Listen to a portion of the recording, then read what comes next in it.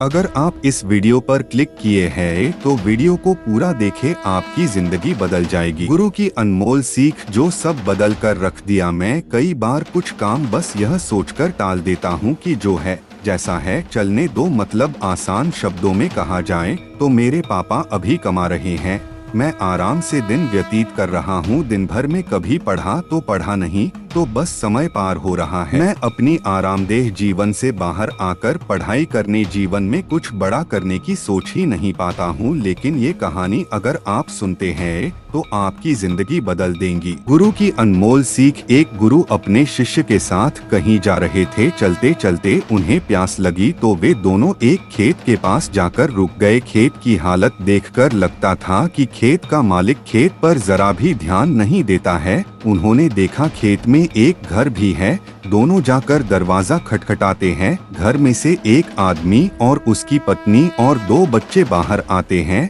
सभी ने फटे पुराने कपड़े पहने हुए होते हैं। गुरु कहते हैं, क्या हमें पानी मिल सकता है? काफी प्यास लगी हुई है। वो व्यक्ति उन्हें पानी लाकर देता है। फिर गुरु कहते हैं, आपका खेत इतना अच्छा है लेकिन इसमें कोई भी फसल क्यों नहीं बोई गई? व्यक्ति कहता है, हमारे पास एक भैंस है जो काफी दूध देती है, जिसे बेचकर और पीकर हमारा गुजारा हो जाता है, इसलिए बेवजह खेती क्यों करूं? गुरु कहते हैं, क्या हम आज की रात यहाँ रुक सकते हैं? कल सुबह होते ही हम यहाँ से निकल जाएंगे। व्यक्ति कहता है, ठीक है, आप यहाँ रुक सकते हैं। आधी रात होते ही गुरु अपने शिष्य से कहते हैं, उठो, हमें अभी के अभी यहाँ से निकलना है, लेकिन जाने से पहले हमें इस व्यक्ति की भैंस को मारकर जाना है।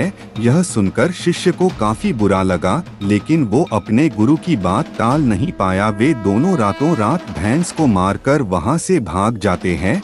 10 वर्ष बाद जब शिष्य अपनी शिक्षा पूरी कर लेता है तब वो सोचता है, क्यों न अपनी गलती को सुधारा जाए, उस आदमी के पास वापस जाकर उसकी मदद की जाए। शिष्य उसी गांव उसी जगह वापस जाता है और देखता है वहां के सारे खेतों में दूर दूर तक काफी फल लगे हुए हैं और वहाँ एक बहुत बड़ा घर भी है। शिष्य को लगता है शायद वो आदमी सब कुछ बेच के यहाँ से जा चुका होगा। शिष्य वहाँ से वापस जाने लगता है।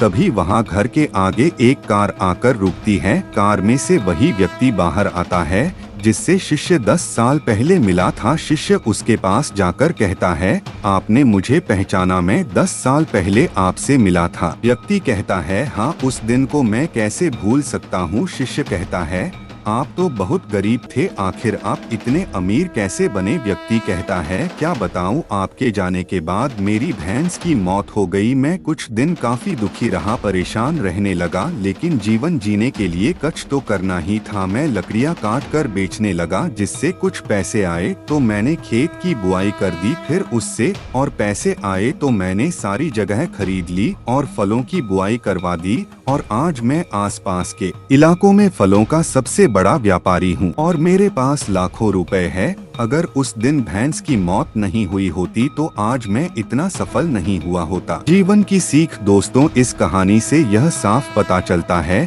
कि जीवन में हर परेशानी आपके लिए एक बड़ा मौका लेकर आती है। अगर अभी आपके जीवन में परेशानी आई है तो यकीन मानो एक बहुत बड़ी सफलता भी अपने साथ लेकर आई होती है।